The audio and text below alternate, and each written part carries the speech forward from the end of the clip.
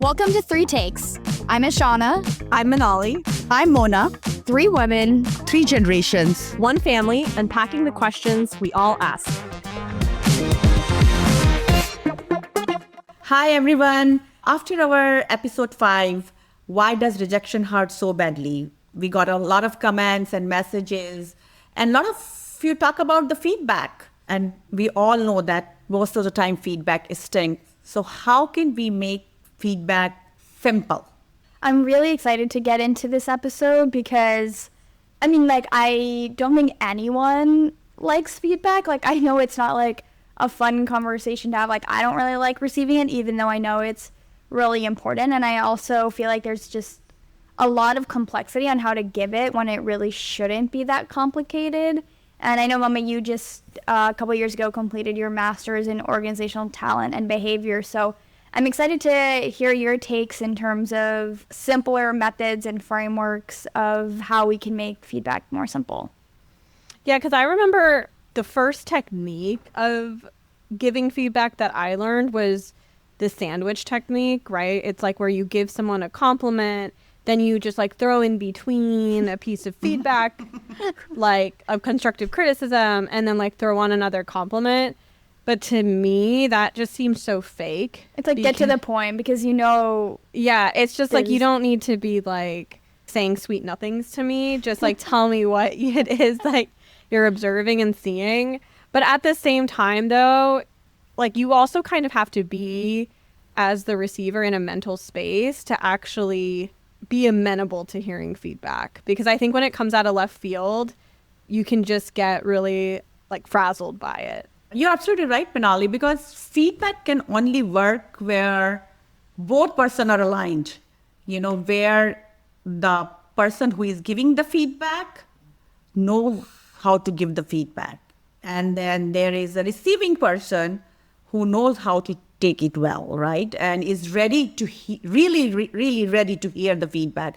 Oftentimes what happens is that people say, oh, they love feedback because it's going to help them grow. Please give me. But when you tell them, it's it doesn't go well, right? And you kind of shut the person out and you think that person is really not helping, is not your interest. There are many, many things which can go wrong with the feedback. I think part of why this whole word of feedback has become so complicated is because we take it super personally, and it feels at least for me, it feels when sometimes the way I've been given feedback, it's a comment towards my character or my values, not necessarily just the way I performed. And so I'm very curious because I think there are people who are super senior people that I think don't know how to give feedback. And it's really funny that we tell ourselves that we are open to feedback, right? We even say, I would rather have a feedback than silence. But when actually it comes, most of us get defensive, shut down, or take it personally. Whether you have just started your career, whether in your personal life, whether you're in the leadership position, I think it's all across the board. I think when it comes to feedback, people feel that. And I remember early in my career, whenever the review session came around and I showed interest in moving into a mid-level management role. And I would often hear the same line from my manager, you just need to be more strategic. What does it even mean you need to be more strategic, right? Yeah, do I need to be more punctual? Do I need to work more harder? Do I need to change something else? And no one really ever explained me what is strategic, to be more strategic mean, right? After hearing this third or fourth time, I really felt what am I missing? Why I am not strategic? Because there was no explanation. But the truth is that often managers really don't know how to give the feedback. And even Harvard Business Review reports that many people hear feedback you need to be more strategic, you should deepen your knowledge of the business or be more team player. And all those sound impressive, but they leave you guessing what to do next. And according to the review also that a lot of times the managers don't know how to do it. And because it's a vague feed. But isn't that odd that managers don't know how to give feedback? Because you go through manager training. You go through reviews on how to do it. So I'm still not understanding why managers don't know how to give feedback? Because I do think there's training modules, and is it just that there's now too many methods out there? Like, part of the issue is that I think anyone can give anybody feedback. Is it good feedback though? Because in the example that Mama gave, it was like her manager was using the party line of you need to be strategic, but wasn't actually providing specifics or examples or solutions. So it wasn't good feedback, but it was still feedback. Yeah, and I will be honest, I have been on the both side of this. I have received vague feedback, I have received unclear feedback, but I have also given it, right? I have given vague feedback without any specification, and I'm sure it left people spinning and sometimes even chipping away their confidence, because it has happened to me as well. yeah, I mean, maybe this is a good time. We're talking so much about this complexity. Have there been tools that you think have been affected in your career, or things and tools that you've learned in your master's degree that can maybe help any of the listeners in these roles on how giving feedback can be made more simpler? I have given feedbacks, a lot of vague feedbacks, and I admit that. But I think after giving the feedback also, I've realized that it's really not helping people, because I knew that I'm giving a sandwich feedback. Sometimes I was worried about being so blunt without knowing how to even present it. But I think what really has helped me with the coaching and the teaching frameworks, which, as you know, that I've done the master's and the certification of the coaching. And I think that's where I've used the science and framework. And that's what I'm using with the organizations and the team right now. And I think the one simplest model of the feedback, it's called the SBI model, which talks about the situation, behavior, and impact. You can use that with whether peer, manager, even at the personal level. This particular feedback, what you do is that you have to specify what was the situation. When did it happen? So for example, it was a meeting. So you kind of say in the meeting during the presentation. And then objective, what did you really observe the behavior? For example, you were sharing too much data or too much detail breakdown. And then you go to the impact. It for impact, for example, but the leadership team was so unclear on how those numbers connected to our business goal. So that become your impact. So that's the easiest way of really giving the feedback. So it seems like one thing I'm noticing in that model, and this model reminds me a little bit of one of the feedback models I learned in school called the OILS method, which is observe, impact, listen, and then solution. And I think a key thing that I'm hearing in both of these models is you have to say what you have observed, because I think that then tells the person receiving the feedback, factually, what is actually the thing that didn't go well. Whereas, Mama, you were saying earlier, your managers in the past were just jumping straight into you're not being strategic enough, which is what the behavior is. But you have to say concrete examples of what you noticed, which I think, at least in my career, I think is a big thing that helps me understand a little bit of what exactly it is that I'm doing wrong. Yeah, you're absolutely right. The first you have to describe the situation, when and where it happened. So the person knows exactly what you're referring to. Then point out the behavior, what they actually did or said, not their personality. When people started towards the personality, that's not the behavior.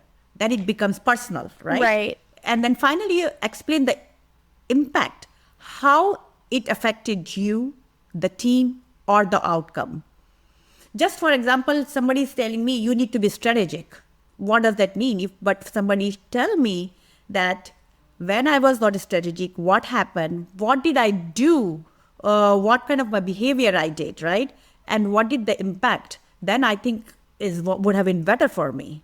I'd be curious, to see how you would reframe this using the SBI model. So I think one of the worst pieces of feedback I got was basically I had a senior resident tell me that I need to stop ending my sentences with a high inflection, because it sounds like I'm saying a question rather than saying a declarative statement. So for example, if I talk about a patient and come up with the treatment plan, I would end sentences like, so I think we should do this, like kind of as like a question. I think that's what she was trying to tell me. And she's like, well, as a woman, like you need to sound confident. And I sort of left First being of all, like, I know. annoying, No, but- it's like an annoying piece of feedback. But I've gotten that feedback too. That's the thing. I think the like intention was good because she was like trying to be like, well, you know, as a woman, you need to sound like this, this, and this. You know, I don't necessarily agree with like how it was framed or how it was just sort of told to me.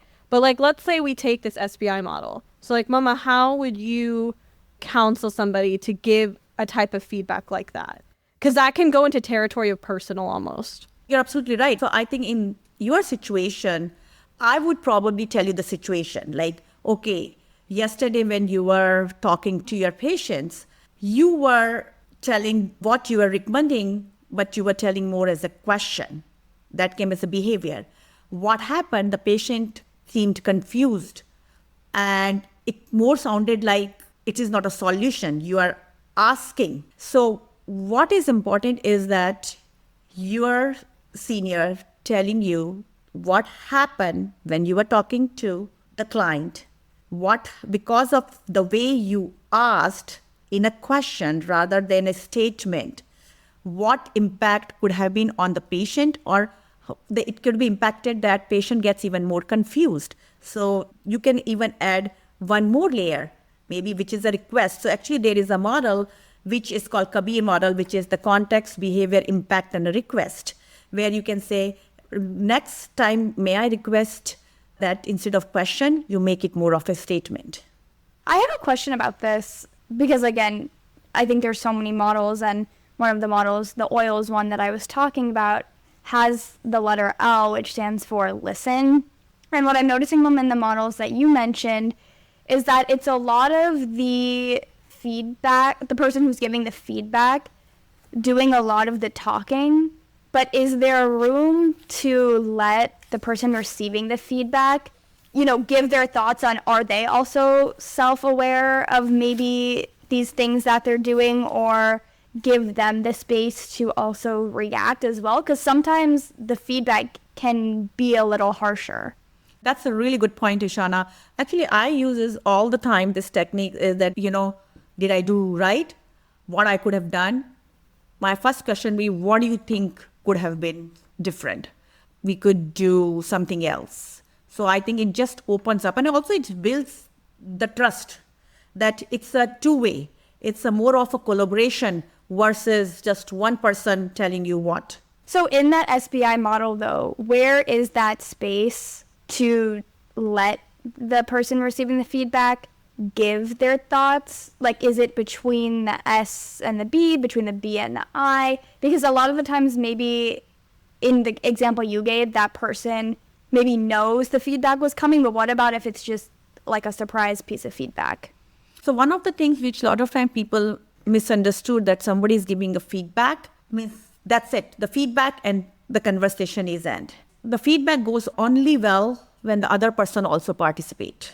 So for example, Minali, if you have a question about the situation, you could also ask that, maybe can I set up a time to understand how I can do this better, where you can have a more informal conversation. That's true. And I also think, which we didn't really touch on, was like setting up the right environment before even giving any kind of feedback. Because I think prefacing or giving like some kind of warning or some kind of formalization, like this is me giving you feedback, right? Because I think the other part is like sometimes someone will tell you something, but you may not know if it's actual feedback or not.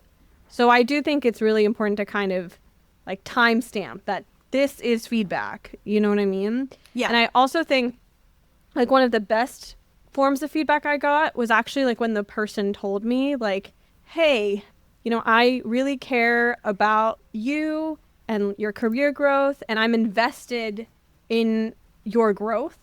So this is why I want to tell you or share this type of feedback. And I just think you're much more receptive when someone shares that they have a professional or personal investment in you. You're absolutely right, Minali. And the feedback should not be something very quickly, because what happens is that the timing of the feedback has to be correct also. So for example, in your case, Minali, when something with the patient, it is a time critical, the feedback might be necessary right there.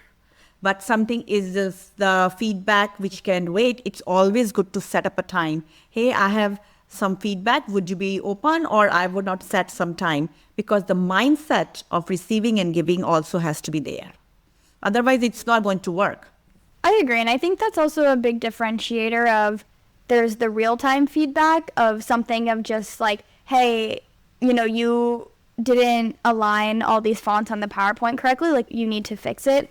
And that's a very easy fix, right? That's not something of like, how are we going to change this full-time behavior? I think then where the SBI model and all these other models might need something like a proper conversation is if I'm not correcting the font every single presentation and I'm messing it up every single time. Like, it also seems like in these models of giving feedback, it also needs to be something that, or maybe this is a question, is it like a one-time thing, or is it more consistent observations that are having significant impacts to the team?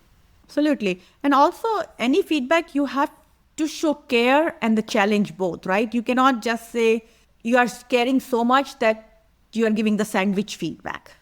But at the same time, you have to show the empathy. You have to show that you're really interested in your growth, or you're really interested in you doing better, right? So that's why you are giving. And sometimes we ourselves ask for the feedback because you are asking for the feedback. That's why I'm giving, right? So I think showing care with clear honesty is important. When I train the managers, I always tell them that maybe it's always good to adopt that model. And then it becomes even for the quick feedback also. So for example, you were giving the presentation fix. It becomes so much habit that you will just say that, can you just fix those fonts? It's all over. And the clients will just immediately notice that their company even don't care about the right format or whatever the feedback is. So I think within that minute also, you can have all those three. It doesn't have to be that big, long process. Maybe this can be a practice exercise of, let's say I'm giving that feedback to you, and we don't have the proper time to sit down. Can it be something, let's say I'm the manager and you're reporting to me. So if it's something like, hey, I noticed that the font is not aligned in all of these decks, and we've been using the same font consistently, and it's important to the client because it's in their font. Yeah. So I think what you're saying is that, hey, I noticed that in the presentation, the fonts are not the same, what we have always been using, and it will be confusing for the client. You gave me the situation that in the presentation, you also told me the behavior that I did not use the fonts which are the fonts we use. And then you also told me the impact that customers will be confused. It's not like for our proper company standards. So you already gave me all those three in one thing. But then it's going to be really critical, though, to say, like, I think the action is really important. Like, okay, now I need you to go back through and make sure you edit this accordingly. Yes. And that is another model which has a request also. I was telling about that CABI model, right? Context, behavior, impact, and request. So you also added the layer of request that you need to fix it. Can you fix it now? Because the client is waiting for it. Do you really think that we need these types of formalized frameworks to give feedback? Like, can it be something just like as casual as like, hey, look, just please change the font so that the customer will be happy? Yeah. Like, why does it have to be like such this like big formal thing? So I will tell you why. What happens is that if you are in your early career, and even people who are, and I was one of them, right? Even in later in my career, I gave a feedback which really probably didn't help so many people grow, which I could have done a better job, because I was just like that, hey, can you fix it? Can you do this? But if you explain a little bit more, and again, it is not for each and every conversation is a feedback, right? You, night and day, with every conversation, you're not going to give a feedback. Feedback comes when there is a need for the feedback. And the other person, it really matters for somebody's growth, right? But in each conversation, you're not going to use a model. But if you really want people to grow, and if you really want a proper feedback, then the framework does help. because it becomes a part of your brain that you will have to explain people, because then it will be general. Hey, you know what? You don't communicate well. What does it even mean? Hey, you are not good with your time. You don't come on time. If you give me the situations, I can understand more. Like, does it make sense? I think it makes sense. I also kind of see this type of formal thing being really helpful for things like professionalism issues, which, like, for example, right? If someone comes in like smelling every day with like horrible BO, like you can't tell that to someone's face, right? But like, I feel like if you have a formal framework to be like, hey, like honestly, I don't even is you smell like shit. It's a real life example I'm pulling from, but like, it's such an awkward thing to like mention. Like, how do you tell someone to like have better hygiene without like having some sort of formal framework? I don't know. I would feel so awkward about it. It's unfortunate, but that is like an actual corporate problem. No, actually, I have to really do that in one of my work. My manager pulled me and asked me that some of the team members, they probably need to have a better hygiene because on the leadership team, like, you know, they have been talking about it. And I really had to talk to two of the team members. Imagine if I would have just gone and said, hey, you smell bad. Like, can you put some perfume or can you change your shirt or dress? How would it have gone, right? So I should just give them for Christmas like perfume.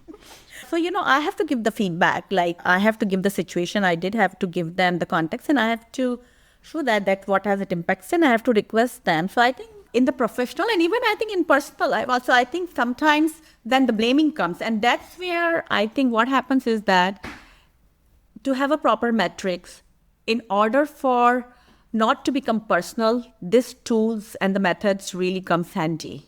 And again, the feedback should be when feedback is necessary, when the receiver is also ready. But for every single conversation, if you're going to have that formal way, you know, that's something you have to judge the situation. But I think it really helps. And the earlier you adopt those methodologies, you can become better in giving the feedback.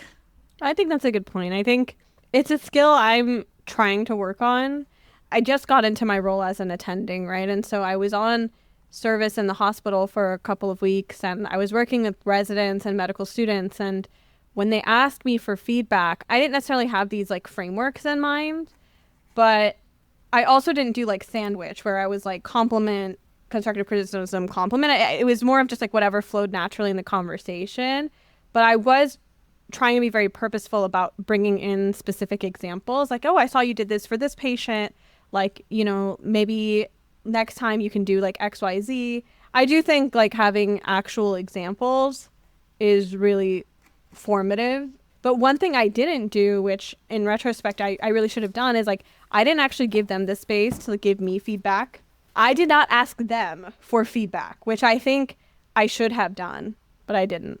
I think this was a good episode just in terms of, like, actually that model is like really simple. I do think it's effective whether it's something like you're smelling bad or you're asking questions instead of declarative statements when you're talking to your patients.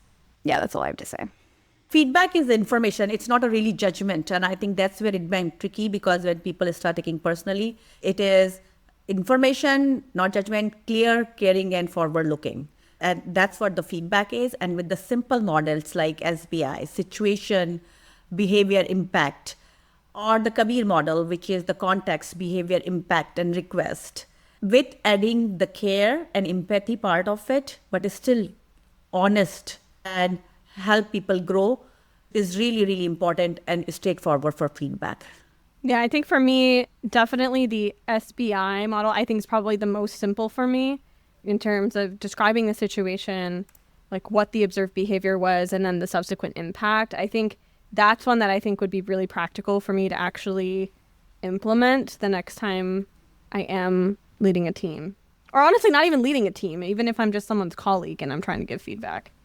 Thank you everyone for listening to this episode on feedback. Speaking of, we would love to get feedback from you all in terms of what you thought about this episode, things we could have added, more stories or resources that you would have wanted. We are open to feedback. You can use the SBI model or you can just be super blunt with us. We are open either way, but please do feel free to reach out to us via our Instagram, our email, or directly to any of us. Thanks for joining us on 3 Takes. If something we shared sparked a new thought or opened up a conversation with someone you love, we want to hear about it. DM us on Instagram at 3.takes, email us at connect@3takes.com, or visit us at www.3takes.com. And if this episode meant something to you, share it with another mother, daughter, or sister in your life. It's how we grow and keep the stories moving.